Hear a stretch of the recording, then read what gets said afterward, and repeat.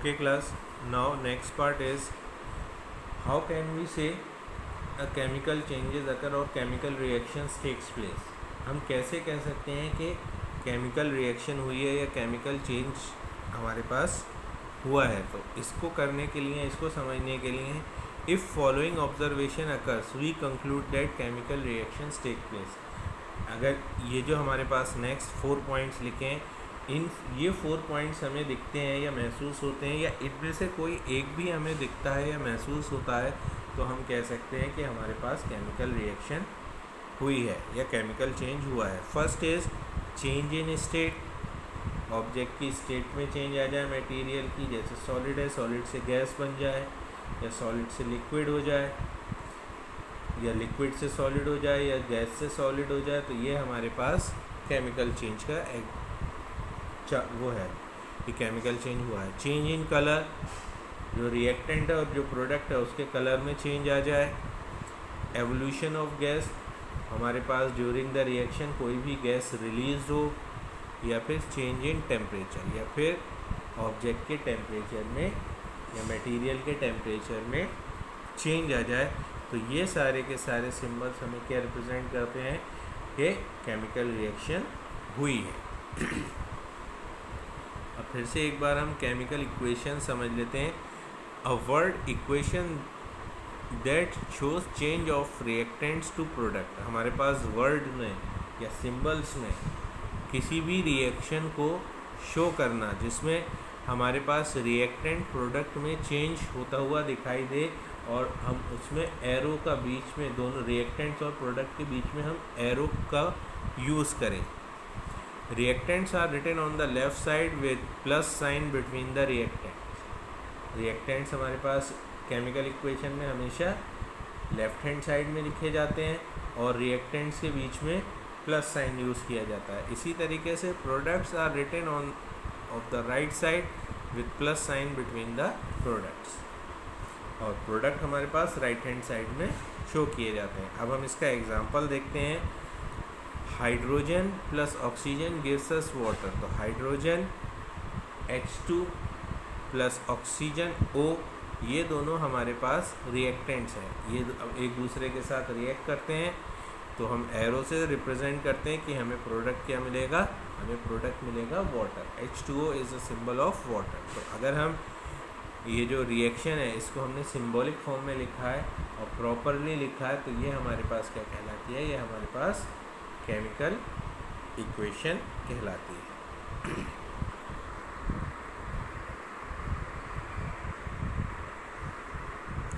Okay class, next topic is balancing a chemical equation. Chemical equation को balance कैसे किया जाता है.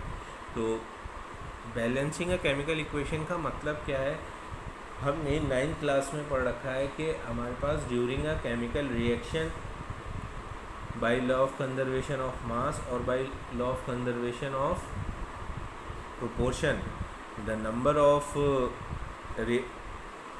particles or atoms in reactant is always equals to number or particles of atom in the product. मतलब हमारे पास chemical reaction में जितने हम पार्टिकल्स रिएक्टेंट्स में यूज़ करते हैं, exactly same number of particles हमारे पास प्रोडक्ट में होने चाहिए. हम यही एग्जांपल लेते हैं हाइड्रोजन और ऑक्सीजन का.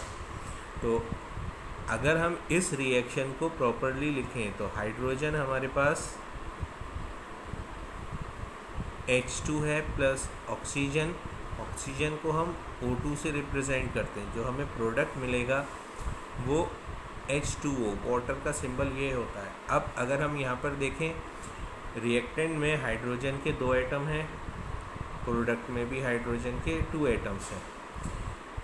रिएक्टेंट में ऑक्सीजन के भी 2 एटम्स हैं, लेकिन अगर हम प्रोडक्ट में देखें तो ऑक्सीजन का हमें ओनली 1 एटम दिखाई दे रहा है. तो ऐसी कंडीशन में हमें इस इक्वेशन को क्या करना पड़ेगा, बैलेंस करना पड़ेगा. अब हम इसको बैलेंस कैसे कर सकते हैं, तो उसके लिए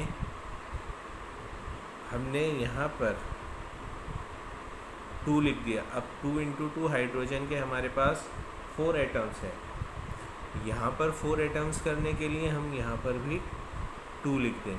तो अब अगर हम चेक करें 2 इंटू 2 4, हाइड्रोजन के 4 एटम और 2 इंटू 1 ऑक्सीजन का 2 एटम्स, यहाँ पर भी ऑक्सीजन के 2 एटम्स। तो इस तरीके से हम इक्वेशन को क्या कर सकते हैं, बैलेंस कर सकते हैं। और हम एग्जांपल किसका ले सकते हैं, जो हमने लास्ट वीडियो में देखा था, मैग्नीशियम Mg प्लस, जब ये ऑक्सीजन से रिएक्ट करता है, ऑक्सीजन गैस से रिएक्ट करेगा तो हमें मैग्नीशियम ऑक्साइड मिलेगा। अब अगर हम चेक करें, रिएक्टेंट में मैग्नीशियम का 1 एटम मौजूद है, प्रोडक्ट में भी मैग्नीशियम का 1 एटम मौजूद है।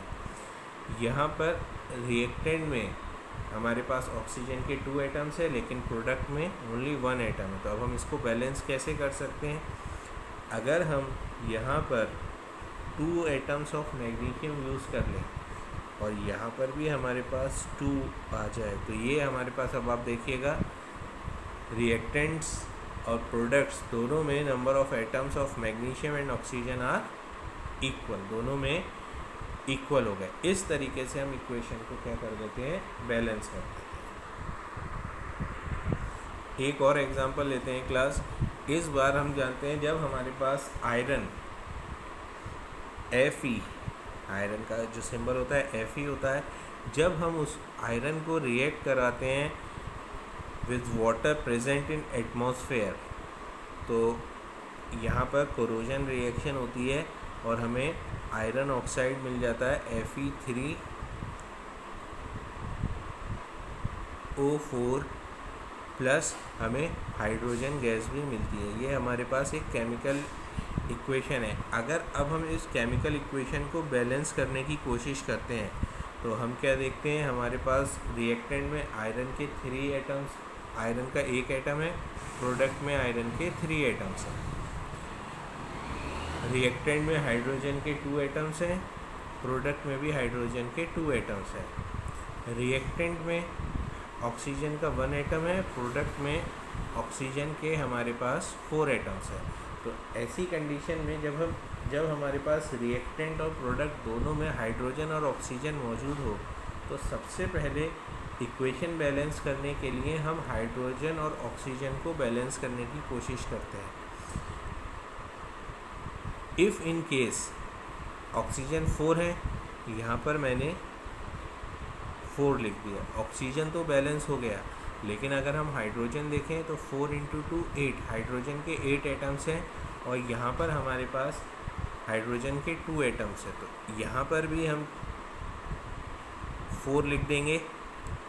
तो अब अगर हम चेक करें तो हमारे पास हाइड्रोजन के रिएक्टेंट्स में भी 8 एटम्स मौजूद हैं और प्रोडक्ट में भी 8 एटम्स मौजूद हैं। ऑक्सीजन के रिएक्टेंट में 4 एटम्स हैं और प्रोडक्ट में भी 4 एटम्स हैं। अब बात आती है आयरन की। आयरन को बैलेंस करने के लिए यहाँ पर प्रोडक्ट में आयरन के 3 एटम्स हैं और रिएक्टेंट में 1 है।